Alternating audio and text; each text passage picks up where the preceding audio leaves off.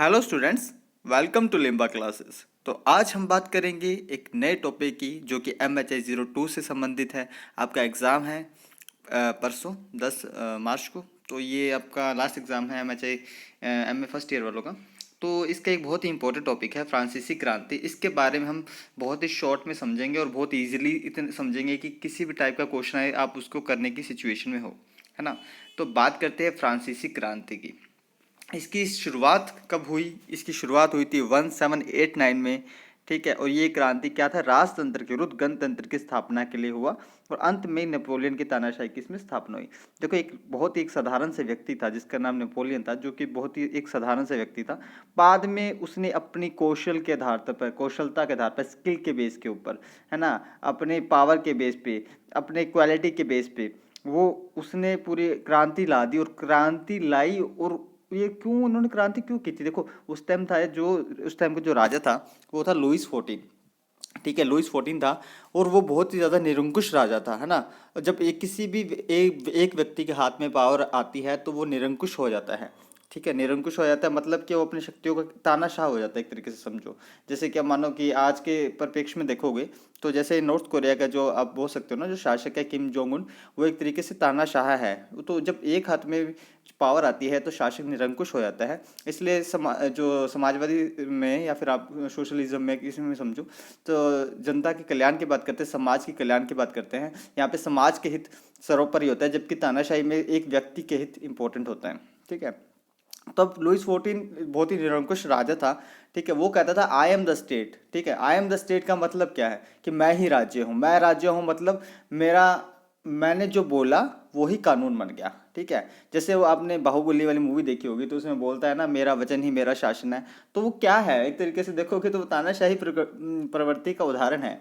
तो उससे आप रिलेट करके आपके माइंड में पिक्चर रख सकते हो कि हाँ भाई, तानाशाही क्या होती है। तो उस टाइम वो इतना ज़्यादा, उस टाइम निरंकुशता बढ़ गई थी, वहाँ की जनता त्रस्त हो गई थी। और तो इसके कारण ये मतलब क्रांति की शुरुआत हुई थी, ठीक है। और जो ये उस टाइम ये फॉलो क्या करते थे, राजत्व का देवी सिद्धांत था ना, वो मतलब मानते थे। मतलब कि राजा था वो देव के समान था, मतलब कि भगवान होता था, देवता है एक तरीके से, ऐसे मानो कि जिसके पास बहुत सारे अनलिमिटेड पावर्स होती थी, ठीक है। जब ऑब्वियसली जब एक व्यक्ति के पास पावर होगी ना, जब सेंट्रलाइजेशन हो जाएगा, केंद्रीकरण हो जाएगा शक्तियों का, तो जो एक व्यक्ति के पास मतलब कि बहुत ज़्यादा पावर होगी तो ऑब्वियसली वो निरंकुश हो जाएगा, ठीक है। तो ये देखो, निरंकुशता का अंदाजा मैंने आपको बता दिया। आई एम द स्टेट वाली से आप देख सकते हैं। तो कूटनीति और युद्ध के माध्यम से फ्रांस का विस्तार किया था। लेकिन हाँ, ये एक बात है कि ये निरंकुश था, लेकिन ये ना योग्य शासक था। योग्य शासक इन द सेंस कि इसके पास बहुत ज़्यादा बुद्धिजीवी कह लो, इंटेलेक्चुअल कह लो, बौद्धिक क्षमता इसके पास अच्छी खासी थी। इसने अपने जो एम्पायर का एक्सपेंशन किया था अपनी कूटनीति के माध्यम से, डिप्लोमेटिक रिलेशंस के माध्यम से, इसने युद्ध किए थे, ठीक है। युद्ध करके और अपने साम्राज्य का विस्तार किया था, ठीक है।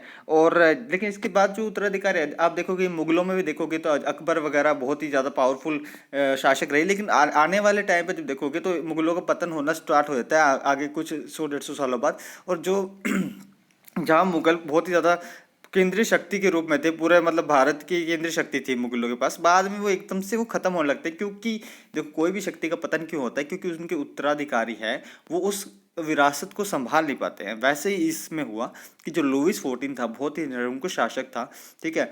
तो वो निरंकुश था, आपको पता है, उसके पास बहुत ही ज़्यादा शक्ति थी और वो बहुत ही ज़्यादा पावरफुल मतलब था। एक लीडरशिप में उसका गुण था, लीडरशिप की क्वालिटी थी उसके अंदर। लेकिन जो आगे आने वाले थे जैसे लुइस 15 और लुइस 16, वो क्या है कि उनमें योग्यता की अभाव था।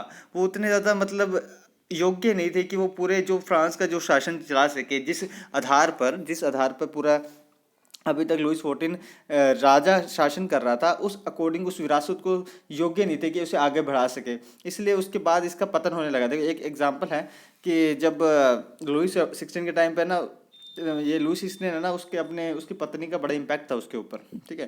तो जब फ्रांस में भूखमरी फैल रही थी तो क्या हुआ कि इतनी ज़्यादा भूखमरी फैल रही थी, लोग रोटी के लिए डिमांड करने लगे कि भाई साहब हमें रोटी दे दो, हैं। तो लेकिन वो लुइस 16 की जो वाइफ थी वो कहती, अगर आपके पास रोटी नहीं है तो लोग केक क्यों नहीं खाते? अगर लोगों के पास रोटी नहीं है तो केक क्यों नहीं खाते? ये बस एग्जांपल आपको बताने के लिए कि उनके पास इतना भी मतलब आप देखो उनका इंटेलेक्चुअल लेवल देखो कि अगर रोटी नहीं है केक क्यों नहीं खाते, तो क्या मतलब, आप बताओ।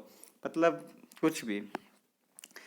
देखो फ्रांसीसी क्रांति के कुछ आदर्श थे। तो वो थे आदर्श थे जो मेन तीन आदर्श थे: समतंत्रता, समानता, बंधुता। ठीक है, जो कह दो लिबर्टी कह दो या फ्रीडम कह दो।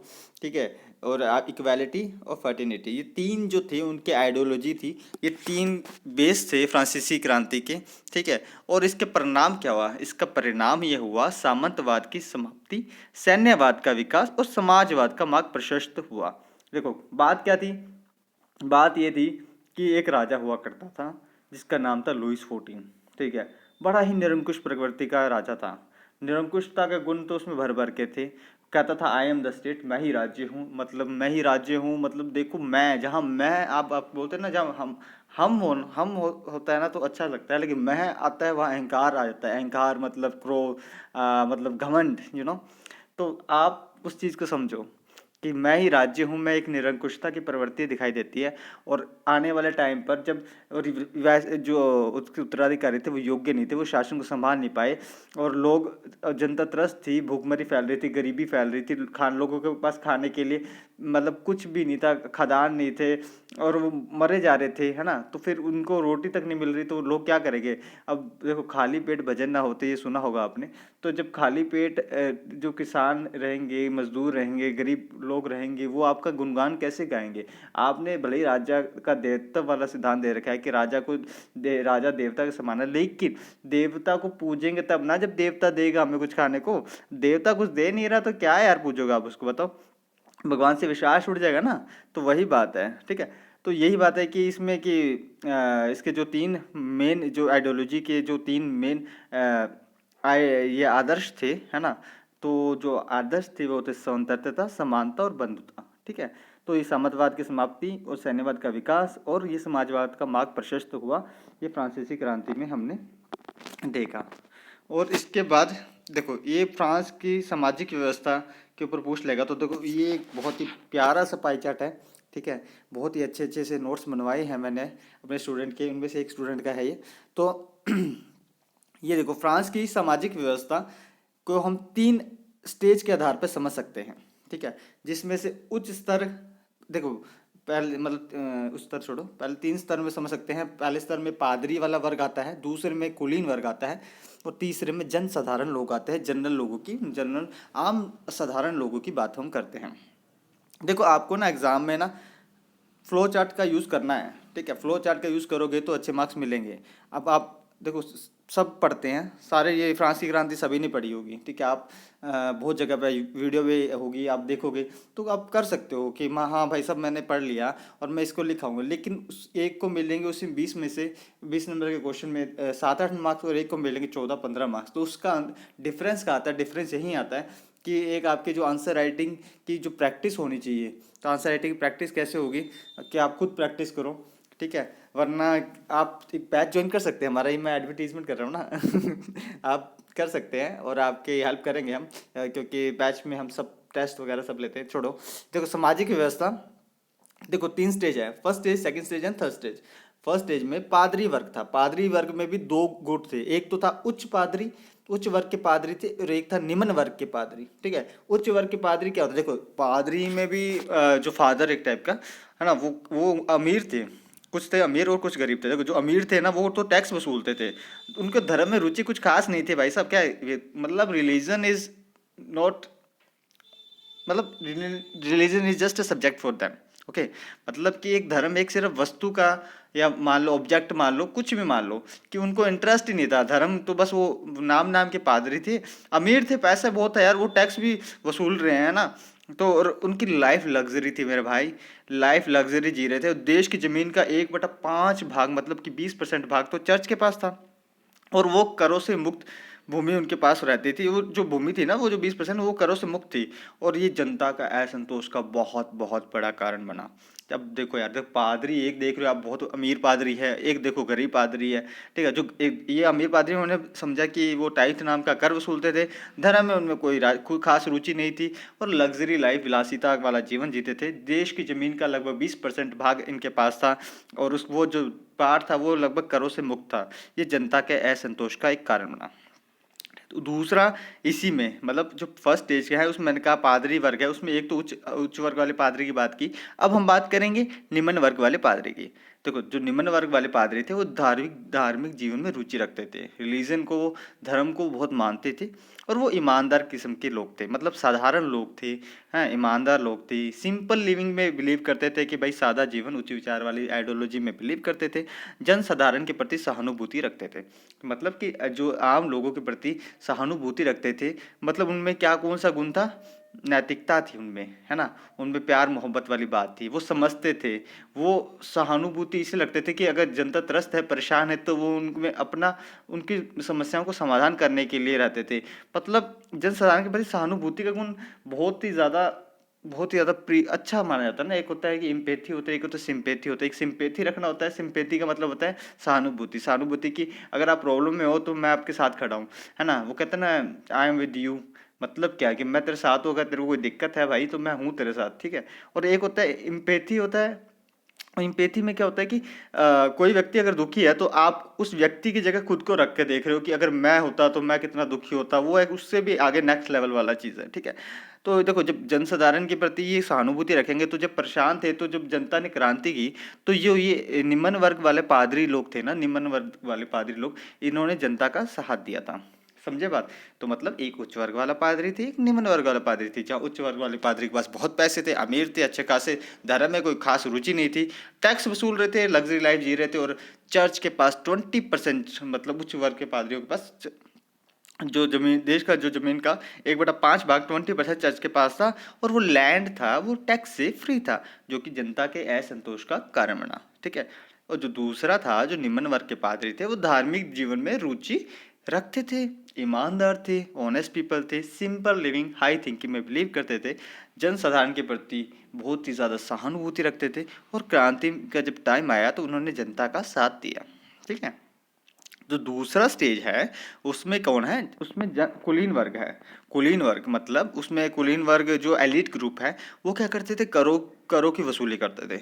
उनकी एक्चुअली नियुक्ति की जाती थी, प्रशासनिक पदों की नियुक्ति में उनको नियुक्त करते थे, और वो शोषण करते। मतलब क्या है, कुलीन में भी एक्चुअली है ना, दो टाइप के थे। जैसे उसमें हम पढ़े पादरी में कि उच्च कुलीन वर्ग था और निम्न कुलीन वर्ग इसमें भी था, ठीक है। उसमें था उच्च पादरी, निम्न पादरी, इसमें था उच्च कुलीन और निम्न कुलीन। लेकिन आप ऐसे समझो कि कुलीन वर्ग था, कुलीन वर्ग का काम क्या था, प्रशासन में वो जाते थे, एडमिनिस्ट्रेशन में जाते थे, और भागीदारी अपनी निभाते थे। अब एडमिनिस्ट्रेशन में गए तो आपको काम दे रखा है कि भाई साहब आपको इस जगह से टैक्स वसूलना है, आपको उस ये पर्टिकुलर इस इंस्टीट्यूशन से आपको टैक्स वसूलना है, तो उनके पास उनके कुछ कर्तव्य निर्धारित किए गए थे। अब कर्तव्य का पालन करना उनकी जिम्मेदारी थी, है ना। तो वो कुलीन वर्ग तो अपनी वो भी अपने मतलब किसी इंस्टीट्यूशन, मतलब कोई सेंट्रल जो गवर्नमेंट एक तरीके से समझो केंद्रीय केंद्रीय सत्ता के तहत जो काम कर रहे थे, वो अपनी ईमानदारी से करना चाहते थे। लेकिन उनको भी है ना कि उनको भी थोड़ा लालच आता है, तो टैक्स की मतलब बहुत ही कड़ाई से वसूली होती थी, ठीक है। तो लेकिन इसलिए ये शोषणकारी प्रवृत्ति का माना जाता है सेकंड स्टेज। जो थर्ड स्टेज है वो देखो हर जगह आती है, जन साधारण लोग, हम जैसे लोग, आप जैसे लोग, जो कि ना तो पादरी वर्ग के हिस्से थे, ना ही हम कोई कुलीन वर्ग के थे। हम तो सिंपल खाने पीने वाले, दो रोटी दाल चावल के साथ खुश है ना।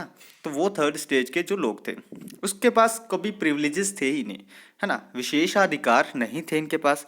ये एक जन साधारण लोग थे, आम साधारण लोग थे, जो पूरे सोसाइटी का जो निचला तबका था, है ना, जिसमें किसान आते थे, मजदूर आते थे, शिल्पी आते थे, व्यापारी आते थे, बुद्धिजीवी आते थे। ये जो वर्ग था, ये मतलब इसमें कौन आ रहा है, फार्मर्स, है ना, लेबर वाले, ठीक है, शिल्पी, ट्रेडर्स वगैरह, और इंटेलेक्चुअल जो पीपल है, पढ़े लिखे अच्छे खासे बुद्धिजीवी है, वो आते थे। हाँ, इसमें भी ऐसे थे, ये भी ऐसे नहीं है कि पूरा एक तरीके से करा था, इसका भी स्तरीकरण हो रखा था, सर्टिफिकेशन इसमें भी था कि हो सकता है कि कुछ बुद्धिजीवी जो कि अच्छे खासे घर से बिलोंग करते हो, या उनके पास अच्छी खासी संपत्ति हो सकता है कि कुछ किसान समृद्ध रहे हो सकता है कि कुछ किसानों के पास बिल्कुल भी खाने के लिए ना हो। तो ऐसा था, इनमें असमानता विद्यमान थी, और ये ना लेकिन उच्च पदाधिकारियों से घृणा करते थे। देखो उच्च पदाधिकारियों से, देखो कुछ लोग ऐसे, मैं कह रहा हूँ कि जिनके पास अच्छे खासी प्रॉपर्टी थी या अच्छे खासी क्वालिफिकेशंस थी, इस वर्ग के पास भी पढ़े लिखे थे, शिक्षित वर्ग थे यार, जब मैं बुद्धिजीवी की बात कर रहा हूँ तो मतलब कि पढ़ा लिखा अच्छा खासा शिक्षित वर्ग उपस्थित था।